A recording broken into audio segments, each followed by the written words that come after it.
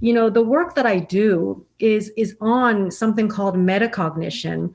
There was an example in the little intro today about self-reflection. That's what metacognition is. So I think often about what kind of reflections we have about the self.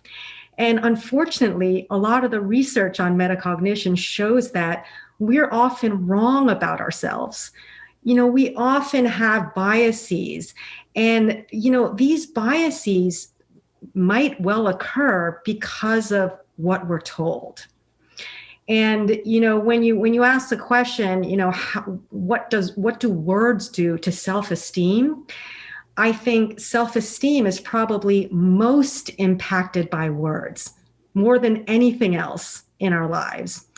And just like Congresswoman was saying, and just like the intro had talked about, it can actually be very helpful or very hurtful. And the one thing that I wanted to say with this question is that it can be very hurtful because somebody might say something once and you might be 10 years old. That's going to be something you say to yourself for the rest of your life, right? And it goes back to the self. Once you hear something said about you that's a little bit negative, for example, you're going to continue to believe that, and you say it to yourself over and over. That's going to have an impact. And, the one thing that's so important about self-esteem is that it's the vehicle for what I call kind of the key human processes. And I listed them before. I tried to. I think of the key human processes that we need as curiosity, learning, debate, and tolerance. And, just to very briefly describe each of these, if you don't have self-esteem, you can't be curious about anything. You're not going to be motivated to learn anything that you want to learn, because what's the point? You're not going to be able to learn it anyway, right? And learning itself, right? If you don't have self-esteem, right, or if your self-esteem is damaged in some way, you're going to think to yourself, well, what if I fail? Right? It's embarrassing. And I'm just going to basically be confirming my low self-esteem, confirming that I'm not competent to learn something. So it's going to influence learning. Your self-esteem is going to influence what I call debate. Debate is part of the social world. We're social animals, right? Without self-esteem, if somebody says something to you that you disagree with, the power we have is to disagree and to say, well, let me tell you my point of view. This is how I think, right? If we don't have that self-esteem, we're not going to be able to voice our opinion. We're not going to be able to protest something that we think might be damaging or hurtful, right? Something that is, like you said in the introduction, something that might be abusive, right? And finally, tolerance.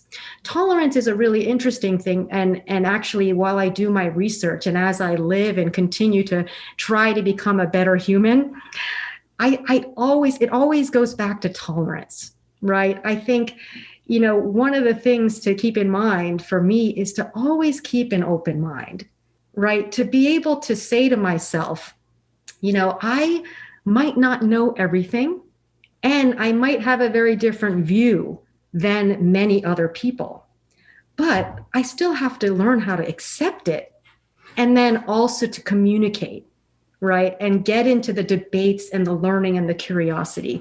But you're not going to be able to accept it if you don't have that self-esteem. The first reflex you'll have is, I don't want to have anything to do with that, right? I don't want to have anything to do with those people or that particular person.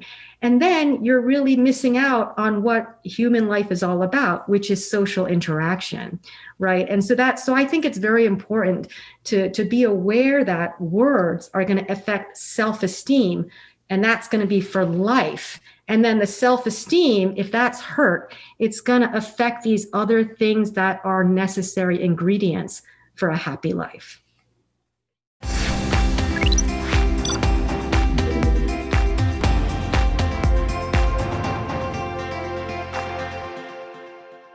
In public relations, we do deal with clients who do damage through the words they use.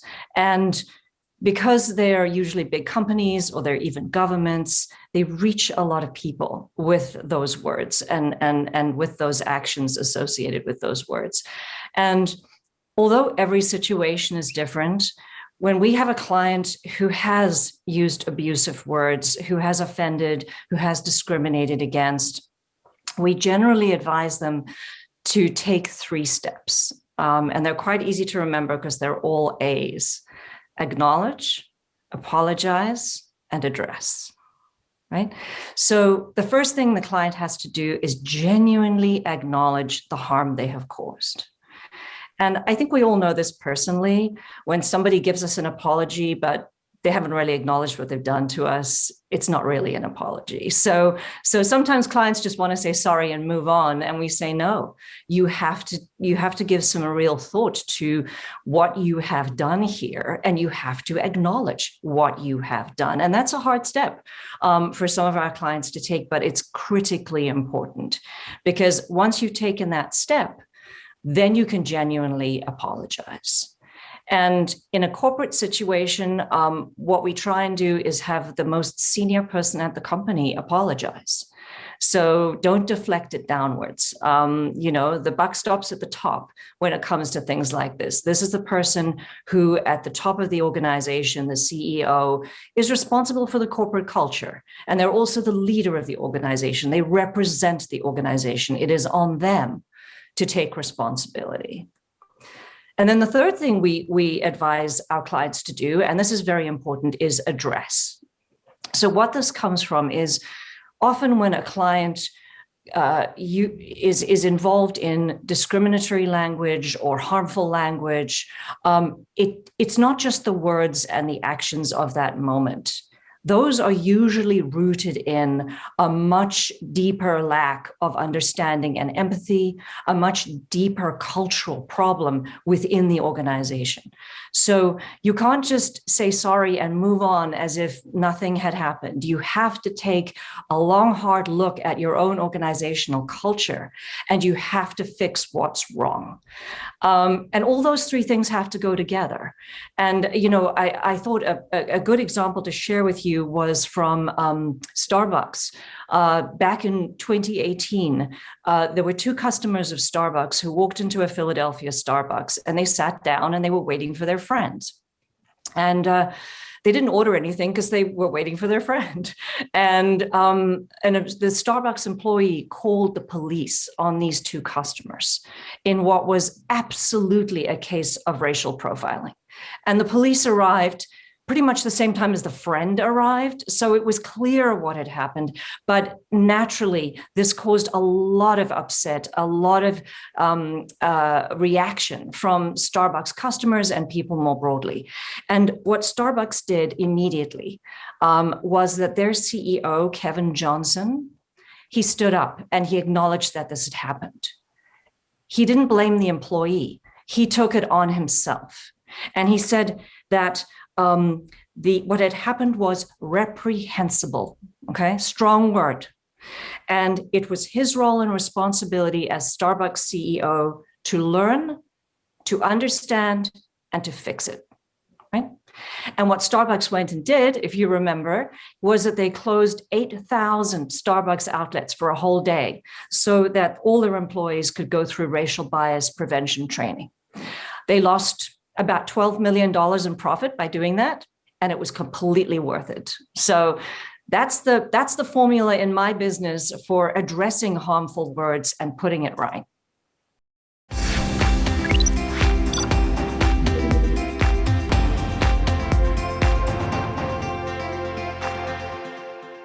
So I'll start with some thoughts. So we all want to be kind. We all understand and acknowledge that words can hurt really deeply and for the long term. But the reason we can't always be kind is first because we're all individuals with different perspectives.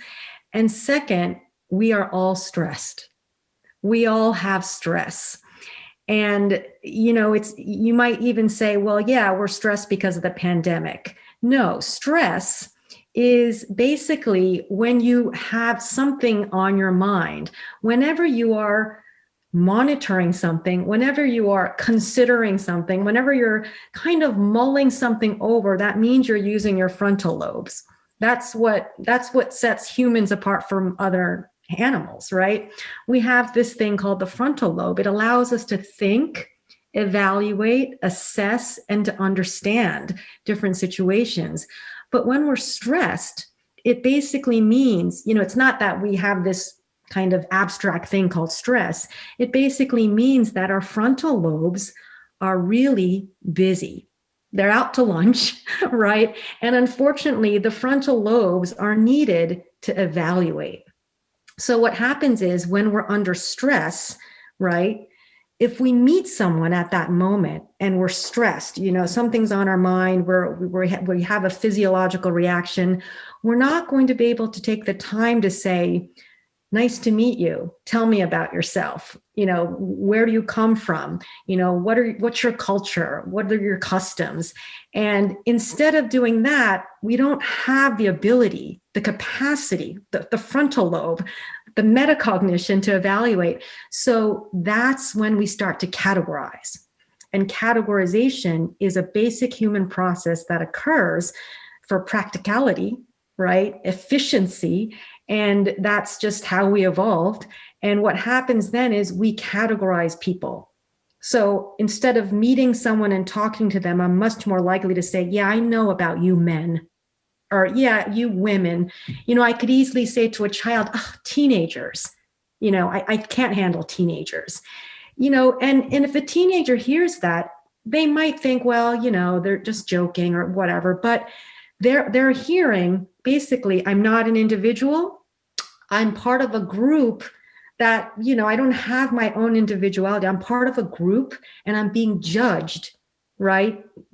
By some measure that was never really communicated, right? Because the person didn't know. And so one of the things that I really disapprove of, right? I really just dislike it, or when people say phrases like, well, boys will be boys, right? The words that you had at the introduction, well, stop being so sensitive. Oh, you're just a sensitive person, right? These kinds of not thought out categorical responses to people, that's when you start to see the abuse kind of cycle beginning for the self, right? It's like, yeah, well, I'm a teenager. I can't do that much, right? Well, I'm a female. We know about STEM anxiety for females, right? We know about females feeling like they're not as competent as males. And that's because we've heard people say, well, females, they're not as good as this, right? They can't do this. They're not cut out for this. And so the categorizations are when the words become very hurtful. So I guess the last thing I want to say to that is that to be aware that stress will do this, I do little things to try to avoid categorization and stereotyping and potential prejudice, right? I'll just do whatever I can that I need for myself to decrease stress. And that strategy will be different for every individual, right? What do you do to decrease your own stress? And the first step to doing that is understanding what makes you stressed. And then it's a little bit easier, I think.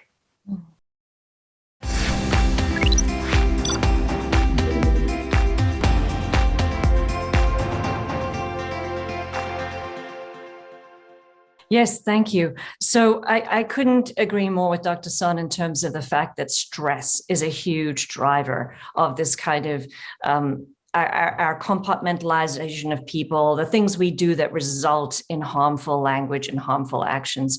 In a working environment, it's often extremely stressful, right? So I think one of the things to be aware of is not only your internal processing, but also what kind of environment are you in with other people in that moment? Are you all under enormous pressure, for example, in a working environment? There's a deadline coming up. Acknowledge that that environmental pressure is going to make you more vulnerable to using words harmfully. And I think that the other problem with work environments specifically is that they're not equal, right? There are hierarchies in most work environments, and people have power over other people in work environments. They're their bosses. They're in charge of, their promotions. They control maybe their compensation. It may be tempting, especially under pressure in a work environment, for those people who do have more power to be less careful about how they're treating people who have less power in a work environment. So particularly for people who do have power and authority in a work environment, it's crucial to check yourself all the time. And particularly from my perspective, to recognize that if you have a leadership position in an organization, you are doubly indebted to this idea that you have to be a custodian of the people who you are leading. You have to nurture them. You have to mentor them. You have to train them. Your job is to bring out the best in them through your words and your deeds, and not to use your position of authority to break them down in any way because you're stressed, or your world environment is making you less appreciative of who they are as human beings.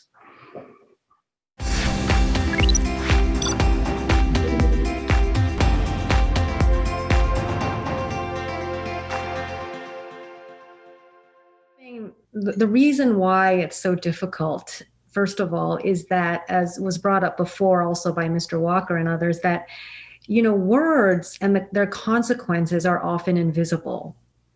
And, I think a lot, not only in my research, but just in my daily life about, what does it mean to be abusive, to use abusive words?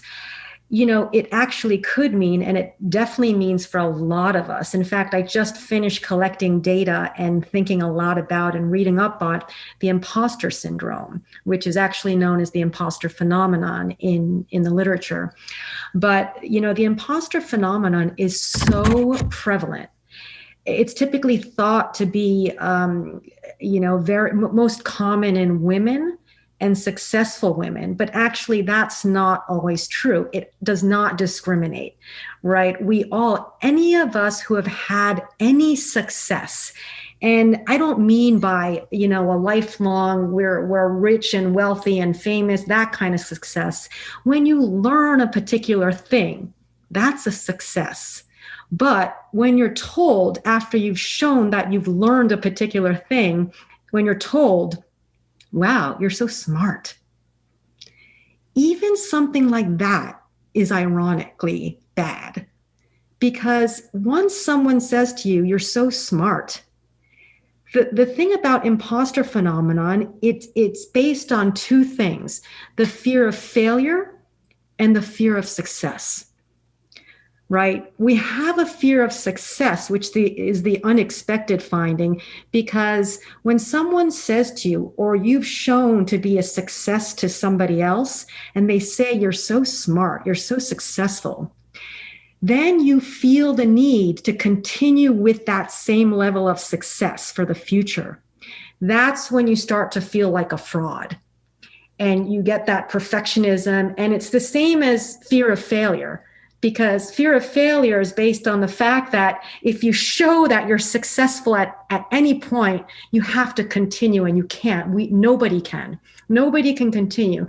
So the problem is, when you think about words, sometimes you think, well, you want to motivate. So you want to tell someone a compliment and say, wow, you're so smart. You want to look at your child and say, wow, you're a genius, aren't you? The picture's an awesome picture. And they're 6, right?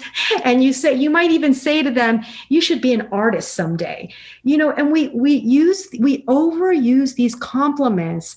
And the negative aspect of it is that it makes the listener, right, the student or the child or the peer, The listener focus on outcome, right? It's only the result that, 2 seconds of what is seen, a test grade, getting into a certain college. You all look successful as college students. If you're in a career, I certainly look successful, but am I an imposter? Of course I am, because I've been complimented in a way that says, well, wow, you're so smart to get into this college, right? Or to get that job. When we hear that, we think, if the best thing to do is, yeah, I am proud of myself, but it took a lot of work. It took a lot of failure. It took a lot of effort. And I think the awareness around focusing on process being helpful is the first step to kind of show everyone that that's how we can use words best. And it goes back to what both of the panelists said before, that it's role modeling.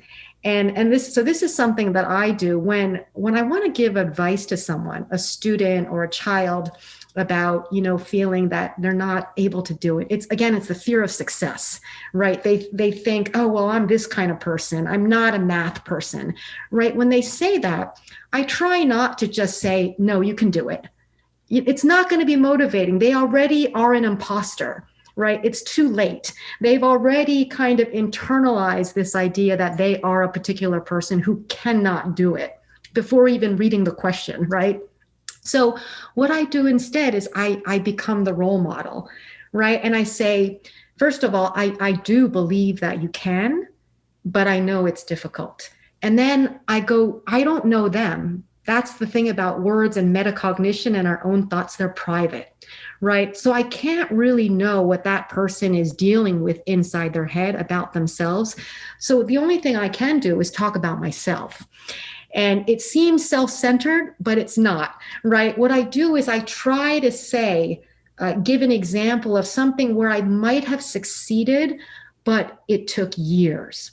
It took failure after failure after failure, and try to show, I thought about giving up so many times because I wasn't prepared, or I didn't think I was the kind of person who could do it. But once I persisted, things started to work out. And when you say it like that, it becomes like the reality of the process and the failure, and it being okay, that's what humans do. We fail to learn, to solve problems. It's not about just school test grades. It's about solving problems. Just like, your example, Mr. Walker, with the person living on the sidewalk. Instead of saying, oh, these people, they just make a mess of this place, right? We don't have room. Instead of that, it's really about, well, look, everyone has a problem. My problem right now is trying to understand what the problem is. And it's just to start the communication, right? And I think we don't do that enough because we're only focused on whether we're a genius or not, whether we have the degree or not, whether we've completed that essay or not. It's always about, how good we might look. We all have bad hair days.